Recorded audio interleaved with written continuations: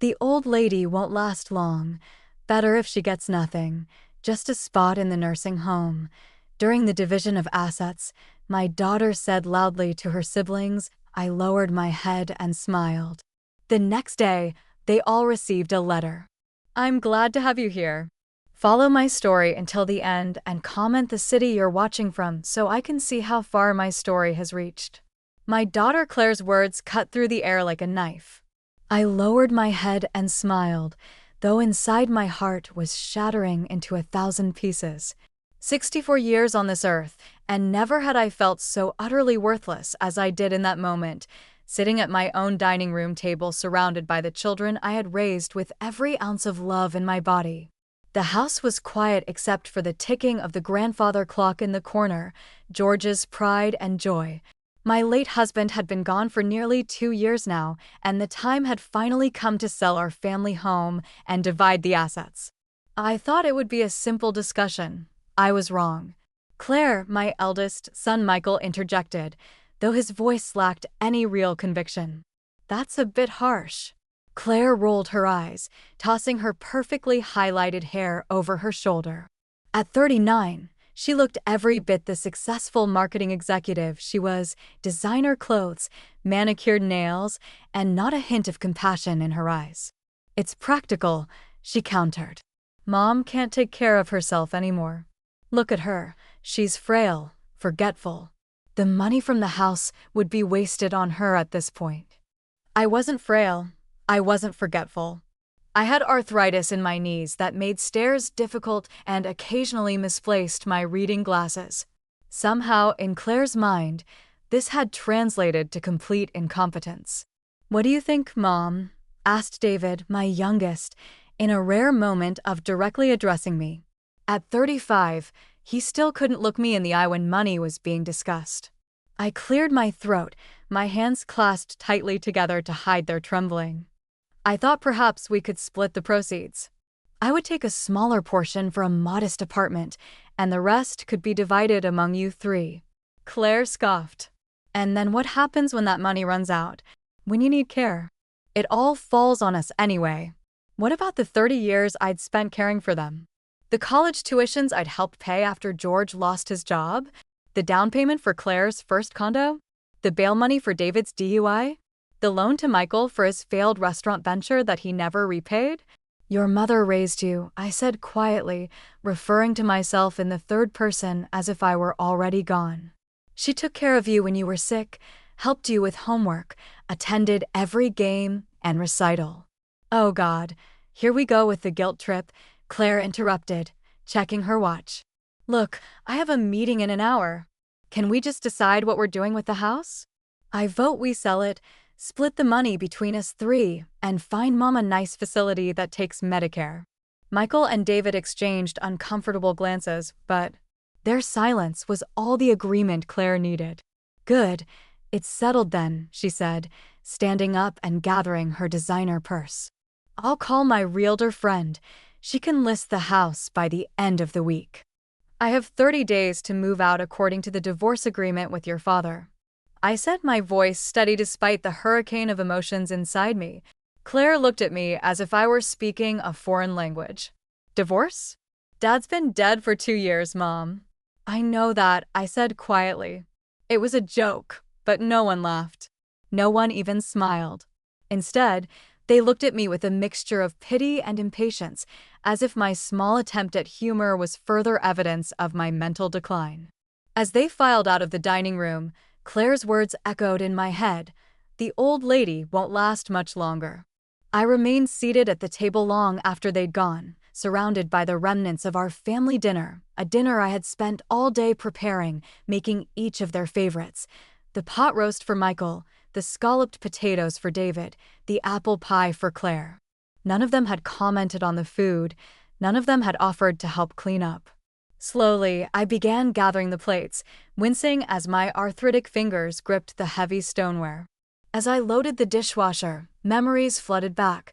Claire's first steps across this very kitchen floor, Michael learning to ride a bike in the driveway, David's high school graduation party in the backyard. I had given them everything, and now I was nothing more than an inconvenience, a problem to be solved, an old lady to be tucked away and forgotten.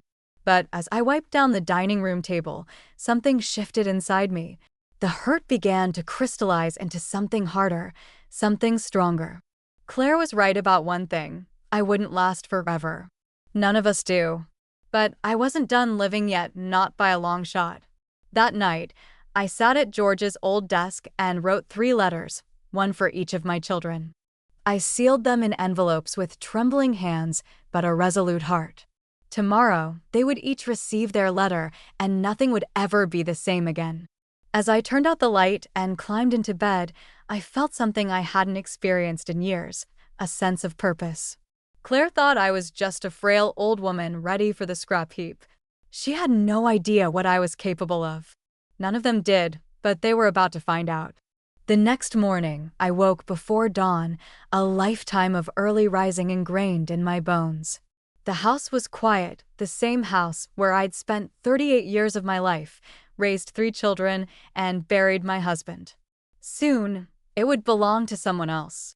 I made my coffee strong and carried it to the porch, watching the sun slowly paint the sky in shades of pink and gold. My neighbor Elaine waved from her garden, and I raised my mug in greeting. She had no idea my world had collapsed yesterday, that my own children had essentially written me off as already dead. The postal carrier would deliver my letters today. I imagined the expressions on my children's faces, N's faces as they read what I'd written, not anger or accusations. I was beyond that now, just truth, plain and simple. By 9 o'clock, I was dressed and ready. I'd made an appointment with Howard Abernay, my old friend and attorney. George had always handled our legal matters, but after his death, I'd had to learn quickly. Howard had been kind, explaining everything clearly without making me feel stupid. Unlike my children, he never assumed my age equated to incompetence. "Marcia, this is quite a change of plans," Howard said, reviewing the documents I'd placed before him. His office smelled of leather and wood polish, comforting in its old-fashioned formality. "Are you sure about this?" "I've never been more certain of anything in my life," I replied, my voice steady. "Can you make it happen?" Howard removed his glasses, polishing them thoughtfully. "Yes, but it will require some maneuvering. The house is in your name, so legally you don't need your children's permission to sell it, but they'll notice when the proceeds don't match what they're expecting."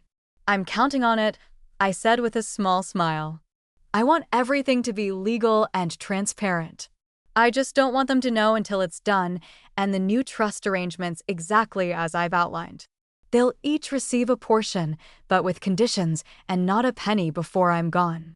Howard nodded slowly. "You realize they'll be angry?" I thought of Claire's cold eyes, Michael's averted gaze, David's awkward silence. "They already are, Howard. They just don't know who they're angry at." 2 hours later, I left Howard's office with a renewed sense of purpose. The wheels were in motion. The house would be listed with a different realtor than Claire's friend, at a slightly lower price to ensure a quick sale. A significant portion of the proceeds would be placed in a special account that only I could access. The rest would go into trusts for my children, with specific conditions for each. My next stop was the bank. Stella Jenkins had been my teller for 15 years, and she'd recently been promoted to branch manager. "Mrs. Wilson, what a lovely surprise," she greeted me warmly. "How can I help you today?" "I need to make some changes to my accounts," I explained, "and I'll need your absolute discretion." Stella's expression grew serious. "Of course. Let's go to my office." Inside the private room, I laid out my financial situation. George and I had always lived frugally, saving where we could.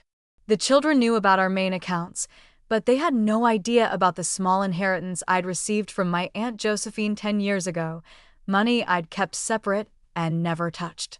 "I'd like to close my joint accounts and open new ones in my name only," I told Stella, "and I'd like to access the funds in the safety deposit box." If Stella was surprised, she didn't show it. She simply nodded and began the paperwork. By the time I left the bank, I had consolidated my resources and gained complete control over my finances for the first time in my adult life. My phone rang as I was driving home. I let it go to voicemail. Then Michael called, then David. They must have received the letters. I parked in the driveway and sat for a moment, gathering my strength. My letter to each of them had been simple. I was selling the house as they wished, but I would be handling my own affairs moving forward. I thanked them for their concern, but assured them I was quite capable of managing my life. I did not mention their cruel words or their plans to ship me off to a facility. I simply stated facts. The messages they left were predictably self-centered. Claire, Mom, what is this letter? We need to talk about the house. Call me back immediately. Michael. Hey, Mom, got your letter. We should probably discuss this as a family. Claire's pretty upset. David. Mom, are you okay? Claire's freaking out. She says you're being manipulated. Please call me. Of course, Claire assumed someone must be manipulating me. The idea that I might make decisions for myself never occurred to her. Inside the house, I went straight to the study and opened George's filing cabinet. After his death, I'd organized everything meticulously: insurance policies, property deeds, tax returns. I pulled out the folder labeled Personal Effects and began making a list of items to keep, sell, or donate. The grandfather clock would go to an auction house, the antique dining set too. The jewelry George had given me over the years, some of it quite valuable, would be appraised and sold, except for my wedding band and the sapphire earrings my mother had left me. As I worked, a strange calm settled over me. For decades, I had defined myself as George's wife, as Claire, Michael, and David's mother. My needs, my dreams, my identity had all been subsumed by these roles. Now, at 64, I was finally becoming just Marcia again. My phone kept ringing throughout the day. I ignored it. Tomorrow would be soon enough to face their questions and demands. Tonight was for me, for my plans, my future. The old lady won't last much longer, Claire had said. She was right in a way. The old Marcia, the doormat, the people-pleaser, the self-sacrificing mother, she wouldn't last much longer. In her place, a new woman was emerging, one who understood her worth and wasn't afraid to claim it. By nightfall, I had filled 3 boxes with items to keep and labeled everything else for sale or donation. I ordered Chinese takeout, something I rarely did, and ate it straight from the carton while watching a travel show about coastal Portugal. That looks nice, I said aloud to the empty room, watching the sun set over the Atlantic in vibrant oranges and purples. Very nice indeed. My phone buzzed again, Claire, for the 12th time. This time I picked up. What do you mean you've already listed the house? Claire's voice rose to a pitch I hadn't heard since she was a teenager denied permission to attend a concert with some discount realtor. Mom, are you trying to throw away money? I held the phone slightly away from my ear, sipping my morning tea calmly. Good morning to you too, Claire. The realtor is highly commended, and his commission is reasonable, but Jenny was going to list it. She specializes in luxury properties. Jenny, Claire's college roommate, whose commission would have been 2% higher than standard. I'd done my research. I've made my decision, I said firmly. The listing went live yesterday. There was a moment of stunned silence before Claire recovered. Why didn't you discuss this with us first? I didn't realize I needed permission to sell my own house. That's not, Claire sputtered. We're just trying to help you. Mom, you don't understand the real estate market. I thought of the investment property George and I had purchased in the 1980s, which had quadrupled in value by the time we sold it to pay for the children's college education. But Claire had been too young to remember that. The house will sell quickly at this price, I said, and that's what matters to me. What about the furniture, the antiques, Dad's collections? Her voice had taken on an accusatory edge. I'm keeping a few sentimental items. The rest will be sold at auction next week. The silence that followed was so prolonged I thought we'd been disconnected.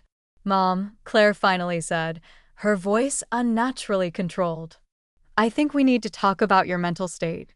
This impulsive behavior is neither impulsive nor a sign of mental decline, I interrupted. I've made a careful plan, Claire. I'm simply executing it. What plan? Where will you even go? I haven't decided yet, I said, which wasn't entirely true. I had some very specific ideas, but I'll have plenty of options once the house sells. Claire made a noise of exasperation. I'm coming over today. We need to talk face to face. I won't be home, I said. I have appointments all day. Another lie. I'd be at Elaine's house across the street, hiding like a teenager breaking curfew. We'd planned to have lunch and play cards. Elaine, a widow herself, had been horrified when I told her about my children's behavior. Tomorrow then, Claire insisted. And I'm bringing Michael and David. Fine, I agreed. Dinner at 6 o'clock. Don't bring food, I'll cook. After we hung up, I sat at the kitchen table and allowed myself one deep, shuddering breath. Standing up to Claire had never been my strong suit. George had always said she got her stubbornness from me, but I'd never seen it. To me, she had always been a force of nature, beautiful, brilliant, and utterly unstoppable. The doorbell rang, interrupting my thoughts. I wasn't expecting anyone. Through the peephole, I saw a young couple on my porch, looking around appreciatively at my flower beds. Hello, I said, opening the door cautiously. Mrs. Wilson, I'm Tracy Lopez, and this is my husband, Miguel. We're so sorry to drop by unannounced, but we just saw your house listing online, and we were driving through the neighborhood and thought, well, it doesn't hurt to ask if we could take a quick look. They were in their early 30s, with the eager, slightly desperate look of first-time home buyers. Tracy was visibly pregnant. The realtor should be handling showings, I said hesitantly. We know and we've already called him to schedule officially, Miguel explained, but we've been outbid on 3 houses already. When we saw yours, he looked at his wife with obvious affection. We just had a feeling about it. I thought about what Claire would say, how these people were probably trying to scam me, how I shouldn't let strangers into the house, how I was being naive. Then I looked at Tracy's hopeful face and the protective way Miguel held her hand. Come in, I said, stepping aside. I'll give you a quick tour. As I showed them around the house, where I'd spent nearly 4 decades of my life, I found myself sharing little stories, how the scratch on the kitchen door frame marked Claire's height at 10. How the stain on the living room ceiling resulted from Michael's science experiment gone wrong, how the crooked bathroom tile was from when David tried to help George with renovations. It's a wonderful home, Tracy said softly as we finished in the backyard. You can feel how much love is in these walls. Yes, I agreed, surprised by the lack of sadness I felt. But now it's time for a new family to make their own memories here. After they left, promising to return with their realtor for an official showing, I went to the old secretary desk in the living room. Inside the top drawer was a leather-bound journal George had given me on our 30th anniversary. I'd never written in it, always too busy with everyone else's needs to record my own thoughts. I opened it to the first blank page and began to write. Today I showed my house to a young couple. The woman is expecting their first child. They looked at this place and saw a beginning. For so long, I've only been able to see endings. 3 days later, my house was under contract. Tracy and Miguel Lopez had indeed returned with their realtor and made an offer just slightly above asking price. Their letter explaining how they'd fallen in love with the home and could envision raising their family there had sealed the deal for me, despite my realtor suggesting we wait for more offers. When I told my children at our dinner, Claire's face went through a remarkable series of expressions: shock, anger, disbelief, and finally calculation. How much? She demanded, her fork hovering midway to her mouth. I named the figure. That's it, she nearly shouted. Mom, that's at least $50,000 below market value. What were you thinking? I was thinking it's my house, and I can sell it to whomever I choose for whatever price we agree on, I replied calmly, passing the salad to David. But that's our inheritance. You're just giving it away. Claire sputtered, and there it was, the truth finally spoken aloud. Your inheritance? I repeated softly. I wasn't aware I had died. Michael choked slightly on his water, and David suddenly became very interested in his napkin. You know what I mean, Claire said, flustered. That money was supposed to be for all of us eventually. And what about me? I asked. What was supposed to be for me right now while I'm still very much alive? Claire had no answer. For that, the nursing home I supplied for her, isn't that right? A place where I wouldn't be a burden on any of you. Mom, Michael started, but I held up my hand. The house will close in 30 days, I said firmly, and then each of you will receive a check for $20,000. The rest is mine. The silence that followed was deafening. 6 months can change everything. The Lopez family had been living in my old house for nearly 5 months now.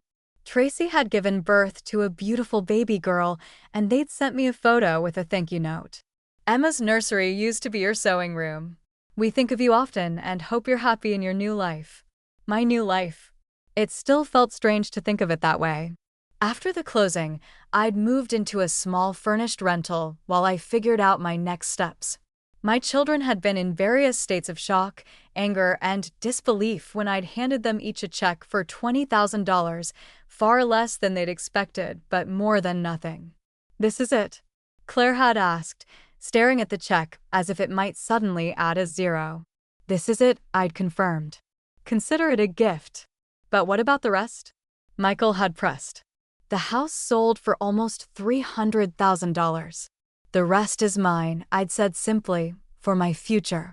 They tried everything after that, guilt, anger, even bringing in a lawyer to see if they could contest my decision. But Howard had made sure everything was airtight. The house had been solely in my name, and I was of sound mind. The money was mine to do with as I pleased, and what had pleased me was something none of them could have imagined. Are you sure about this, Marka? Elaine had asked when I'd first shared my plan with her. It's so unexpected. That's exactly why I need to do it, I'd replied. I've spent my entire life being exactly who everyone expected me to be. Now it's my turn. The memory brought a smile to my face as I adjusted my new sun hat and gazed out at the glittering blue ocean before me. The small cafe table wobbled slightly as I reached for my coffee, the warm sea breeze carrying the scent of salt and jasmine. More coffee?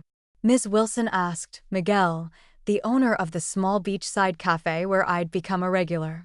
Yes, please, I replied, and perhaps one of those delicious pastries? Of course, he smiled warmly. Working on your painting again today? I nodded, gesturing to the small easel set up beside my table.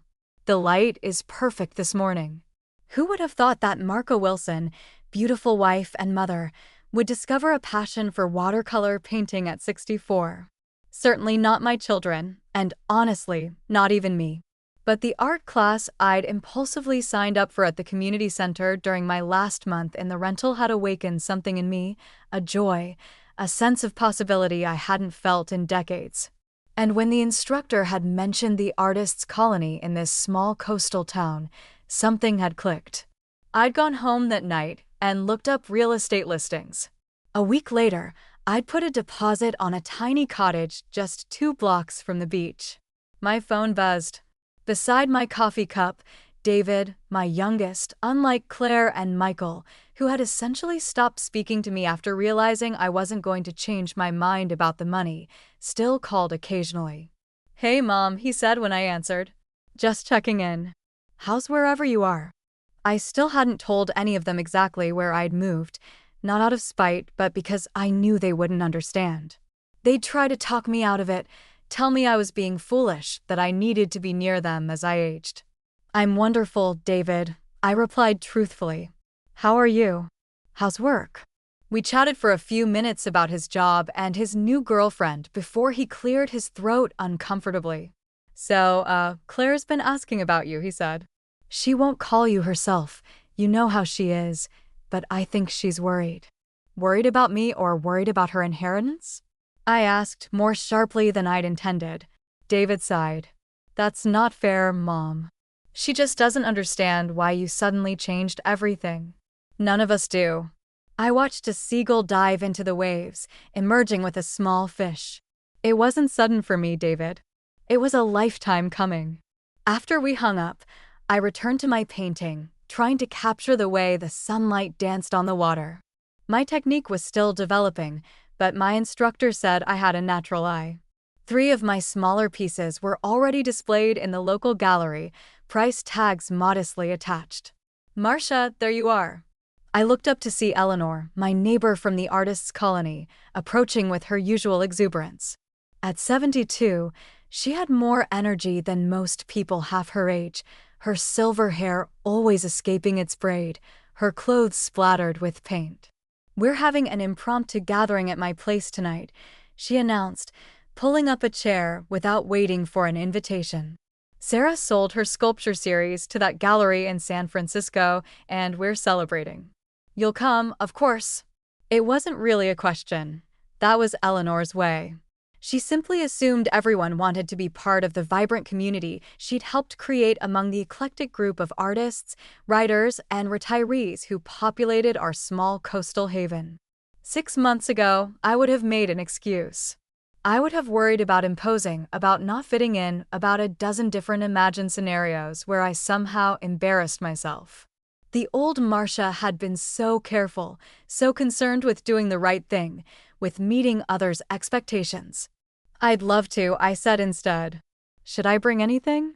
"Just yourself," Eleanor replied with a wave of her hand, "and maybe that blackberry cobbler you made last week." It was divine. As Eleanor chatted about the evening's plans, I felt a surge of gratitude, so powerful it almost brought tears to my eyes. In just 6 months, I had more genuine friendships here than I'd developed in decades in my old life. People who saw me, really saw me, not as George's wife or as Claire, Michael, and David's mother, but as Marcia. Marcia who painted seascapes. Marcia who made excellent blackberry cobbler. Marcia who was finally living for herself. My phone buzzed with a text message. "Howard, my attorney said, papers are ready for your review. The trust is set up exactly as you requested. Call when convenient." Another piece falling into place. The sale of the house had given me enough to buy my small cottage outright and live comfortably, if modestly. But I'd also had that inheritance from Aunt Josephine, which had grown significantly over the years through careful investment. And there was the life insurance policy from George, which the children knew nothing about. I'd asked Howard to set up trusts for each of my children, trusts they wouldn't know about until after my death. The money would be distributed with specific conditions, not out of spite or a desire to control them from beyond the grave, but from a place of love and hope that they might learn what had taken me 64 years to understand. That life is meant to be lived authentically on one's own terms. "Earth to Marcia," Eleanor said, waving her hand in front of my face. "You drifted off there for a moment." "Just thinking about how much has changed," I replied with a smile. 6 months ago, I was a different person. Eleanor studied me with knowing eyes. "No, dear, you were always this person. You just finally gave yourself permission to live as her." That evening, as I walked the short path to Eleanor's cottage, blackberry cobbler in hand and the ocean breeze in my hair, I thought about Claire's cruel words that had set everything in motion. The old lady won't last much longer. She'd been right in a way. The old Marcia, the one who'd lived her life for everyone but herself, was gone. In her place stood a woman who was just beginning to discover who she really was, and she planned to last for quite some time. I was in the middle of teaching my first beginner's watercolor class at the community center when I saw them through the large windows overlooking the parking lot. I watched as Claire stepped out of her luxury SUV, sunglasses shielding her eyes from the coastal sun. Michael was right behind her, looking uncomfortable in a button-down shirt that seemed too formal for our laid-back beach town. Only David was missing. My heart stuttered in my chest, but I kept my voice steady as I guided my students through a simple ocean sunset technique. "Remember to let the colors blend naturally at the horizon line," I said, moving between easels. "Don't overthink it." "Marcia, there are some people asking for you at the front desk," whispered Judy, the center's coordinator, slipping into the room. They say they're your children. I nodded, unsurprised. The class ends in 15 minutes. They can wait. Judy raised her eyebrows but didn't question me. In the 10 months I'd lived here, I'd never mentioned having children. Then again, there was a lot my new friends didn't know about my previous life. For the remaining 15 minutes, I focused entirely on my students, helping an elderly gentleman correct his brush technique and praising a young mother. Surprisingly skilled rendering of waves, all the while I could feel the weight of the impending confrontation pressing on my shoulders. When class ended, I cleaned my brushes methodically, taking my time. I wasn't avoiding them exactly, I was just preparing. "Mom," Claire's voice cut through the empty classroom. She stood in the doorway, arms crossed, looking so much like her teenage self that it almost made me smile. "Almost." "Claire," I acknowledged, drying my hands on a paper towel. "Michael, this is a surprise." Claire's voice was sharp. "You disappeared, changed your phone number, moved without telling anyone where you were going. What did you expect?" "I expected to be allowed to live my life," I replied calmly. "And I didn't disappear. David has my new number. I speak to him every few weeks." Michael shifted uncomfortably. "David wouldn't tell us where you were," he said. "You made him promise." "Then how did you find me?" Claire's mouth tightened. "We hired someone." "You hired a private investigator to track down your own mother?" I couldn't keep the disbelief from my voice. "We were worried about you," Claire exclaimed, her voice rising. "You suddenly sell the house, move away without telling anyone where you're going, start giving away money." "Giving away money?" I interrupted. "What are you talking about?" Michael stepped forward. "The checks, Mom. 20,000 each." "It wasn't like you." I stared at them, truly stunned. "That wasn't giving away money. That was giving you each a fair portion of the house sale. Less than you expected, perhaps, but hardly charity." "That's not," Claire began, then stopped herself. "Look, we didn't come here to argue about money." "Then why did you come, Claire?" I asked quietly. "Why track me down after nearly a year of silence?" The question hung in the air between us. Through the window, I could see my students dispersing, some heading toward the beach with their finished paintings, others to the small cafe across the street. My new life carrying on just outside, while my old one confronted me within these walls. "Because you're a mother," Michael finally said, his voice softer than Claire's. "And we miss you." Something in his tone made me look at him more closely. Michael, my middle child, had always been the peacemaker, caught between Claire's forceful personality and David's quiet rebellion. Now there was a vulnerability in his eyes I hadn't seen before. "Do you?" I asked, not unkindly. "Miss me or miss what I provided?" Claire made an impatient sound. "This is exactly why we've been worried. You've changed, Mom. You're not yourself." "No, Claire," I said firmly. "For the first time in decades, I am myself." "That's what you don't understand." I gestured around the classroom to the students' paintings drying on the racks, to my own work displayed on the walls, seascapes, and local landmarks that had earned me a small but growing reputation in our artist community. "This is me, the real me. Not just George's wife or your mother, but Marka, a woman with her own passions, her own dreams." "But why did you have to move so far away, Mike?" Hale asked without even telling us. I sighed, gathering my thoughts because I needed space to discover who I am without all of you defining me. "After what happened during that family meeting about the house, I wasn't sure you'd respect my choices." Claire flinched slightly, and I knew she remembered her cruel words. "The old lady won't last much longer." I said some things I shouldn't have, she admitted reluctantly, but that doesn't justify disappearing. "I didn't disappear, Claire. I moved on." "There's a difference." An uncomfortable silence fell between us. Through the open door, I could hear the sounds of the community center, children laughing in the gymnasium down the hall, the gentle chime of the yoga class ending, normal life continuing all around us. "We found the trust documents," Claire finally said, her voice flat. "In Howard's office." My breath caught. Howard would never have shown them those documents willingly. You had no right. We were executing a power of attorney, Michael explained quickly. David forged your signature. We were trying to protect your assets. The betrayal stung, but not as much as it once might have. My assets don't need protecting, especially not from me.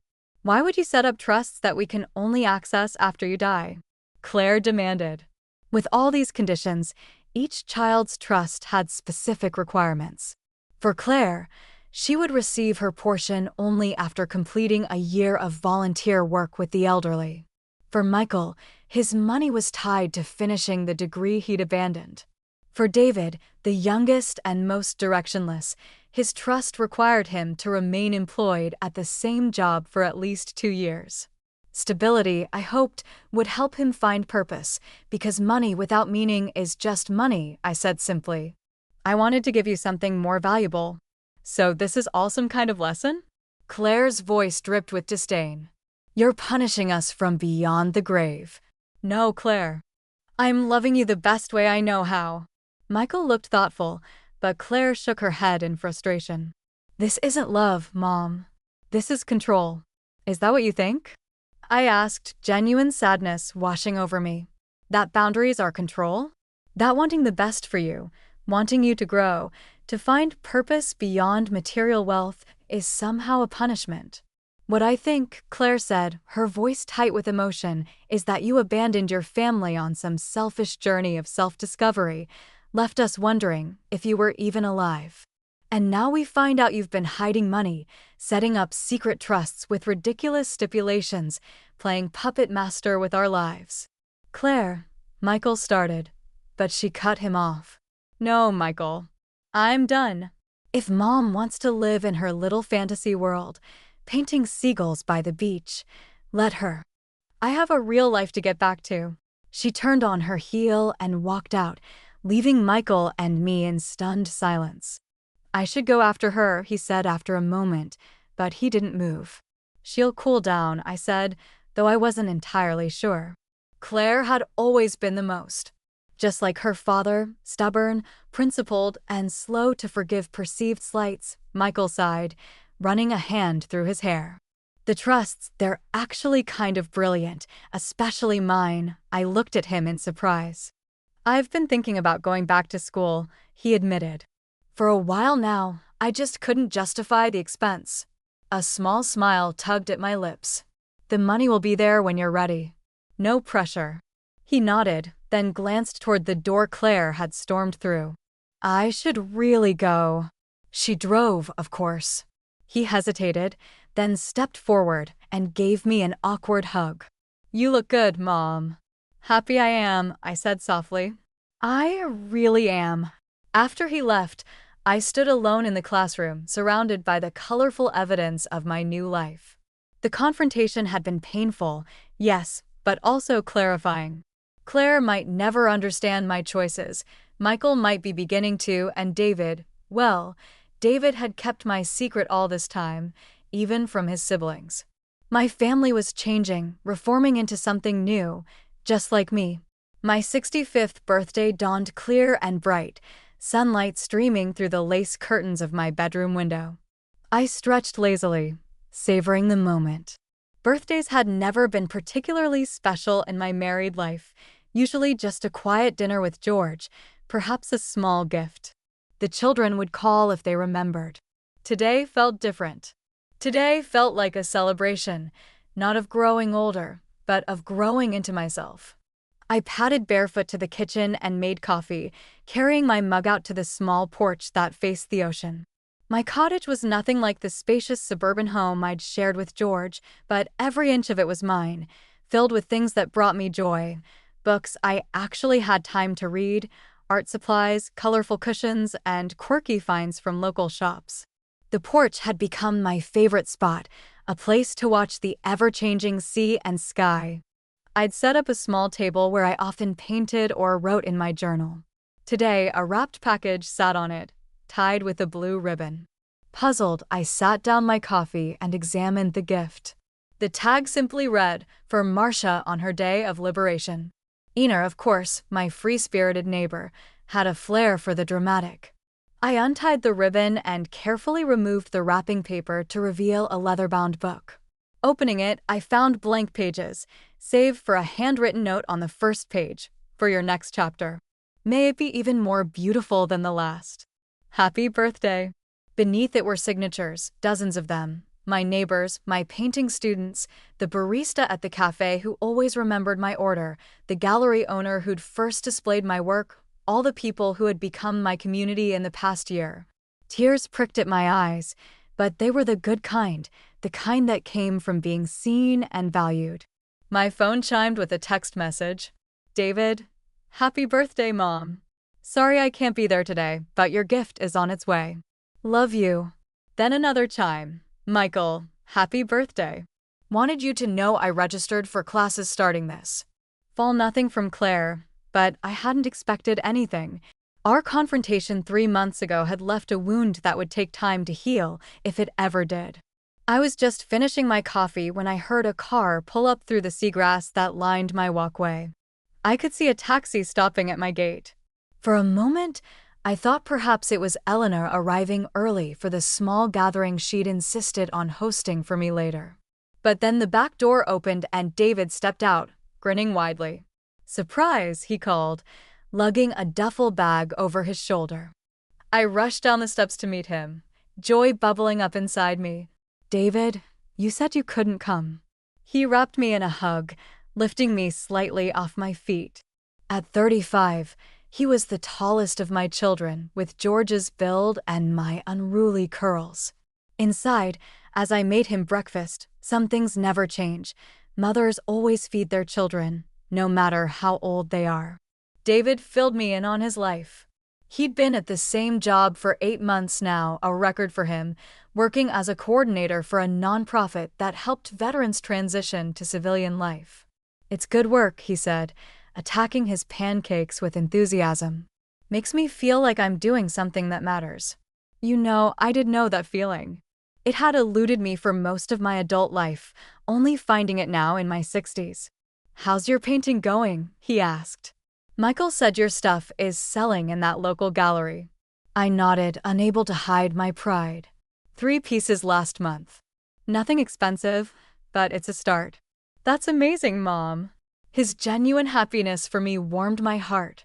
Of my 3 children, David had been the quickest to accept my transformation, perhaps because he himself had always been searching for his own path.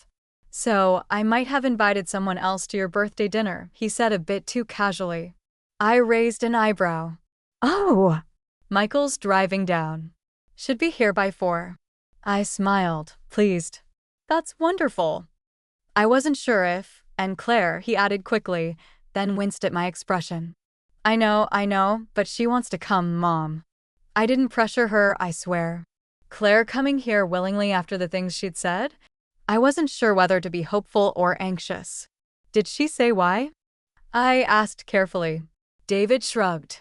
Just that she didn't want to miss your birthday. Look, I know she was harsh the last time, but she's been different lately. Quieter. I think she might be ready to really talk. I nodded slowly. Well, it's your risk. You're the one who will have to drive back with her if things go badly. He grinned. Always the optimist, Mom. The rest of the day passed in a pleasant blur. David and I walked along the beach, collecting shells and talking about everything and nothing.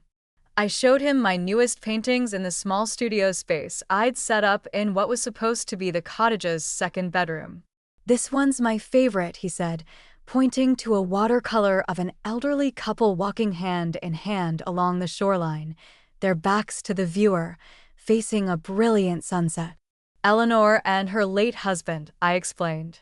I painted it from a photograph she showed me their 50th anniversary just a year before he passed. It's beautiful, David said softly. You can feel the love between them. By 4 o'clock, as promised, Michael's car pulled into my driveway. I watched from the porch as he emerged, followed by Claire. She looked different somehow, less polished than usual, her hair in a simple ponytail, wearing jeans instead of her customary tailored slacks. Happy birthday, Mom, Michael said, hugging me warmly. Place looks great. Claire hung back, her expression unreadable. Then, to my surprise, she stepped forward and handed me a small wrapped package. "Happy birthday," she said, her voice quiet but steady. "Thank you," I replied, genuinely touched. "I'm glad you came." Inside the package was a silver frame holding a photograph I'd never seen before, me much younger, laughing as I pushed Claire on a swing.